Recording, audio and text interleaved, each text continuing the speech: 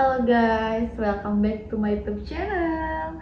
Guys, gimana kabar kalian hari ini? Semoga kalian selalu dalam lindungan Tuhan ya, dan dalam keadaan baik-baik saja.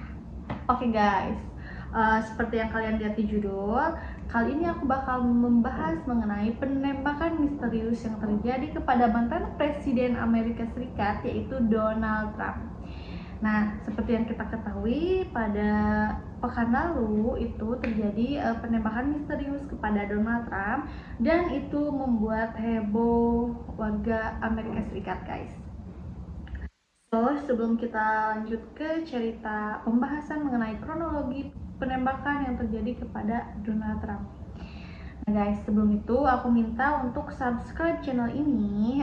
Aku minta support dan dukungan dari kalian. Dan apabila kalian menyukai video ini, aku minta kalian untuk like, comment, and subscribe sebagai bentuk support kalian terhadap channel ini. Dan agar channel ini terus berkembang menjadi lebih baik. Oke guys, tanpa berlama-lama kita langsung aja ke pembahasan videonya. Keep on watching guys. Kronologi penembakan misterius yang terjadi kepada Donald Trump. Guys, kalian tahu nggak sih apa sih yang terjadi kepada Donald Trump hingga sampai masyarakat Amerika Serikat itu heboh dengan kejadian ini? Jadi, kejadiannya itu terjadi pada saat Donald Trump sedang melakukan kampanye di salah satu kota yang ada di Amerika Serikat, yaitu Pennsylvania, pada hari Sabtu tanggal 13 Juli 2024 lalu. Jadi guys, pada saat itu tuh si Donald Trump itu lagi kampanye nih, karena itu adalah tahun-tahun pemilihan presiden. Jadi Donald Trump ini nih lagi kampanye nih sama bawahannya gitu loh. Nah, pada saat lagi kampanye, tiba-tiba tuh ada peluru yang mengenai telinga kanan si Donald Trump, guys. Nah, aku yakin sih peluru itu memang ditujukan kepada Donald Trump. Jadi bukan tiba-tiba peluru yang meleset mengenai Donald Trump, tapi memang ditujukan kepada Donald Trump. Nah, untungnya pada saat kejadian itu si Donald Trump ini berhasil terselamatkan gitu dari insiden penembakan misterius itu. Nah, of course, berita mengenai penembakan Donald Trump ini menyebarlah ke seluruh daerah yang ada di Amerika Serikat hingga menyebabkan kehebohan.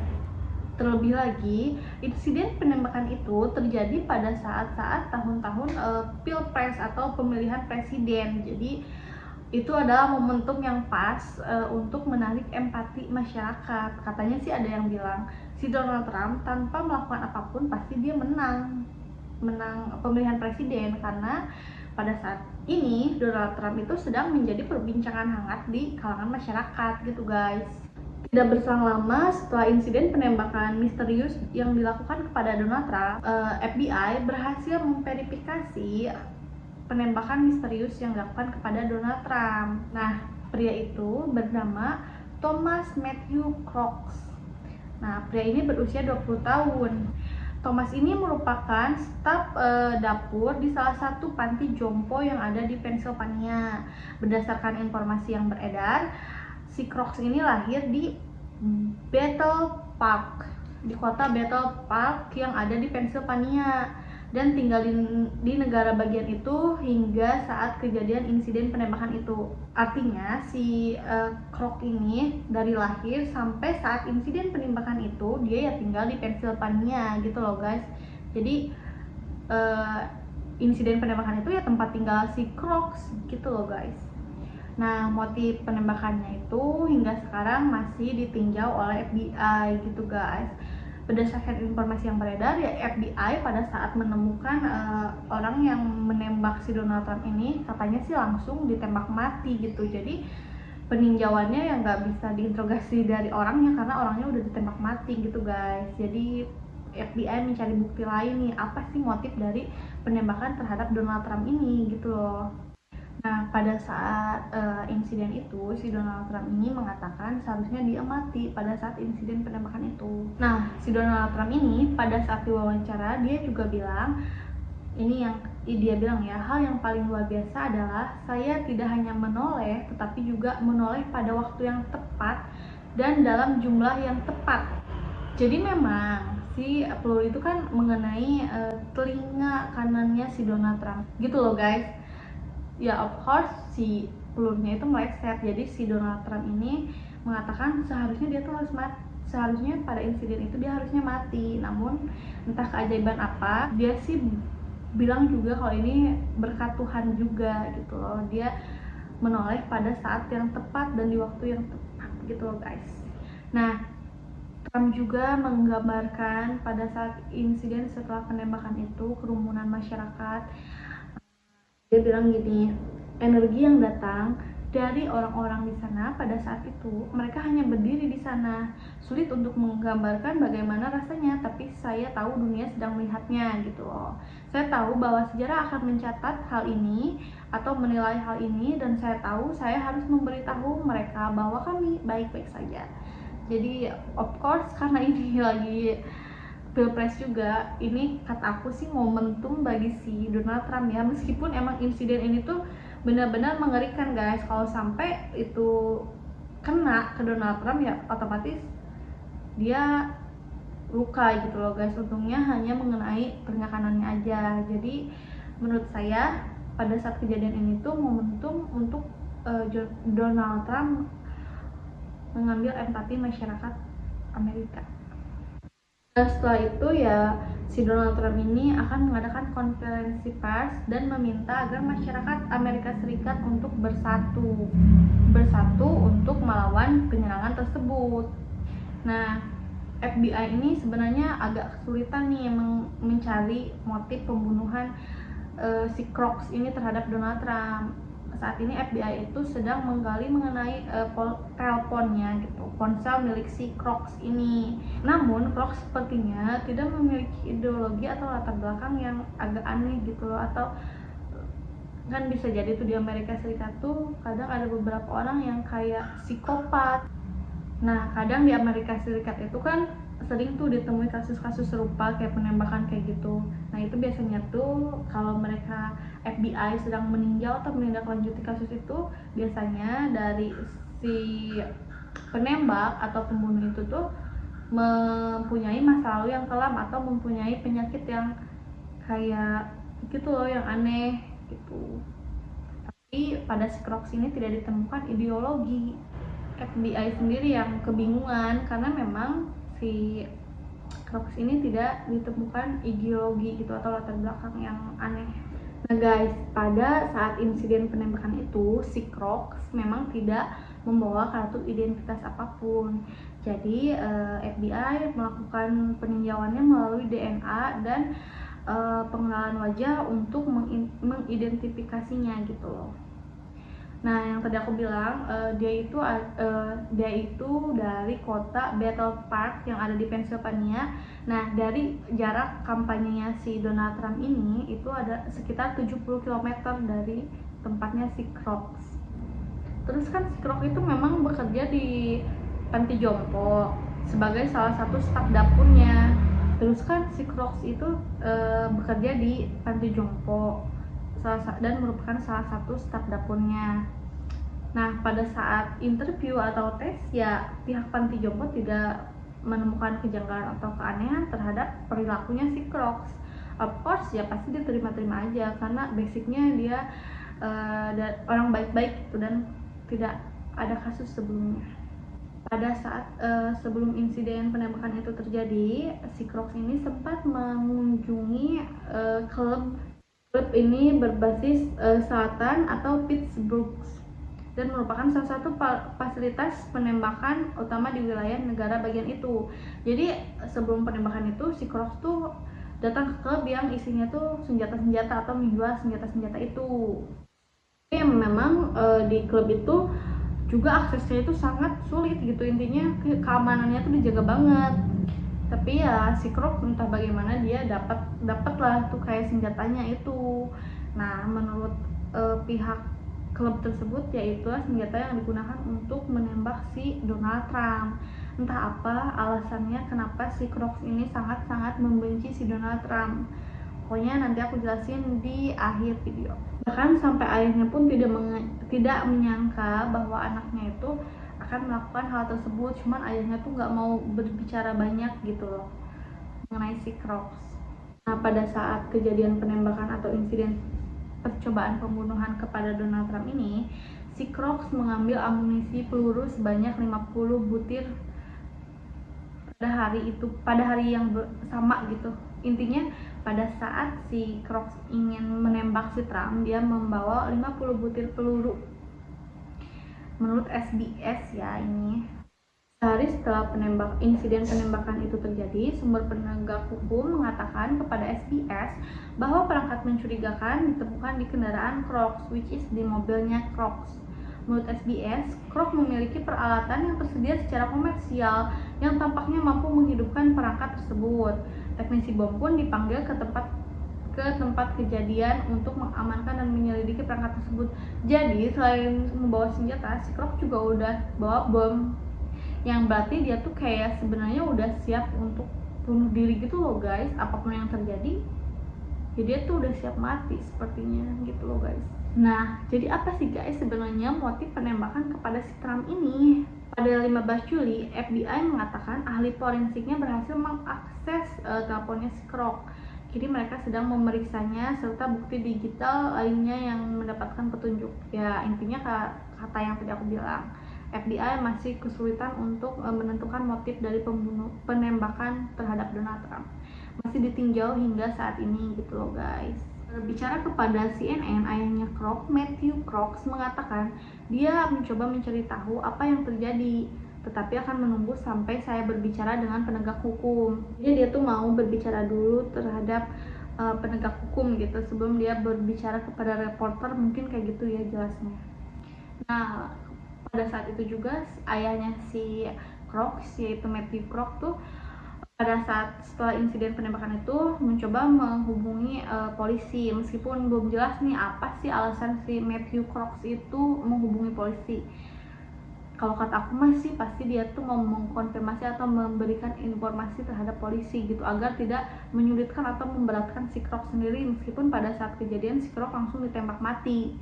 Nah, polisi juga mengamankan rumah Crocs dan menutup akses menuju ke rumah Crocs dan melindungi keluarganya lah, karena ini lagi apa ya, timingnya tuh lagi panas-panasnya, karena pada saat ini tuh di Amerika Serikat sedang mengadakan pilpres atau pemilihan presiden, makanya polisi juga membantu mengamankan kediamannya si Crocs.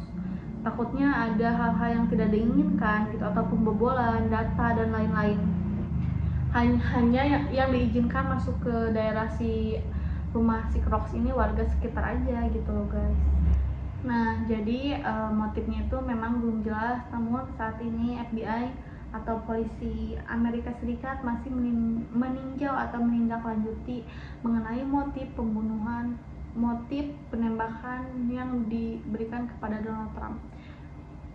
Bisa dikatakan itu sebagai motif pembunuhan gak sih guys? Cuman sayangnya meleset, jadi motif penembakan. Kalian mau tahu nggak seperti apa sih atau kayak gimana sih si Crocs ini? Nah, oke, aku jelasin ya. Berbicara kepada media lokal KDKA, beberapa pemuda setempat itu yang bersekolah bersamanya menggambarkan bahwa si Crocs ini memiliki kepribadian yang pendiam, terintimidasi, dan terkadang mengenakan pakaian berburu ke sekolah. Sebenarnya agak janggal sih, karena mungkin ya itu tadi, karena dia sendiri, jadi kadang aneh sih kalau orang yang introvert tuh kita gak bisa menebak gitu apa sih yang ada di pikiran kita, makanya kita tuh harus berhati-hati sama orang yang terlihat diam, bisa-bisa yang diam itu menghanyutkan kita. Nah, tapi ada juga teman sekelasnya Summer Buckley yang mengatakan bahwa si Crocs ini sebenarnya dia itu termasuk siswa yang selalu mendapatkan nilai bagus gitu. Jadi beda ya dari tadi yang sumber yang diberikan kepada media lokal KDKA yang mengatakan kalau si Crocs ini pendiam. Justru mantan teman sekelasnya itu mengatakan bahwa si Crocs ini seringkali mendapatkan nilai-nilai bagus, which is dia itu orang yang cerdas gitu secara mental. Dan dia juga sepertinya apapun mengenai sejarah dan pemerintahan dia itu tahu gitu. Jadi si Crocs ini memang sepertinya menyukai hal-hal mengenai politik dari dia sekolah. Tapi itu juga nggak hal yang aneh gitu, intinya dia nggak obses banget, dia selalu berperilaku baik intinya, kata si mantan teman sekelasnya.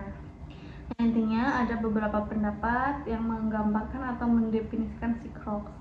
Ada yang bilang si Crocs ini pendiam, baik, dan tidak pernah sekalipun berbicara mengenai siapapun, dan dia juga anak yang cerdas. Ya intinya tuh positif meskipun dikategorikan sebagai pendiam, tapi dia tuh nggak pernah melakukan sesuatu hal yang aneh gitu loh guys. Jadi dia pendiam, tapi ada yang bilang juga jenius, ada yang bilang dia baik banget, bahkan dia tuh nggak pernah sesekali pun membicarakan mengenai orang lain gitu, saking baiknya si Crocs.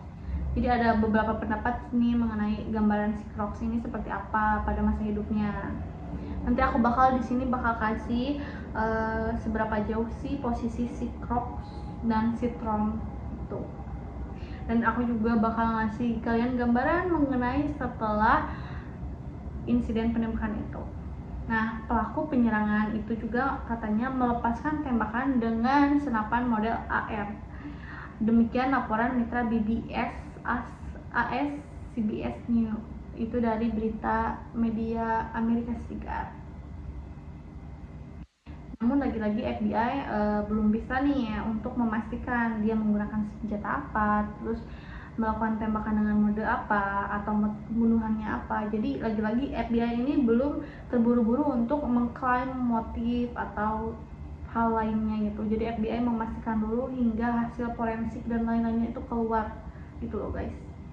Nah, jadi ada nggak sih guys korban dari insiden penembakan itu? Ada guys, korbannya itu ya masyarakat yang datang untuk melihat kampanyenya si Trump, bukan si Trumpnya langsung gitu. Ada beberapa korban yang emang meninggal dunia karena insiden penembakan itu. Jadi mungkin peluru yang dilemparkan bukan cuma satu peluru, melainkan beberapa peluru. Nah, jadi ada gak sih guys korban dari insiden penembakan yang terjadi di Pennsylvania?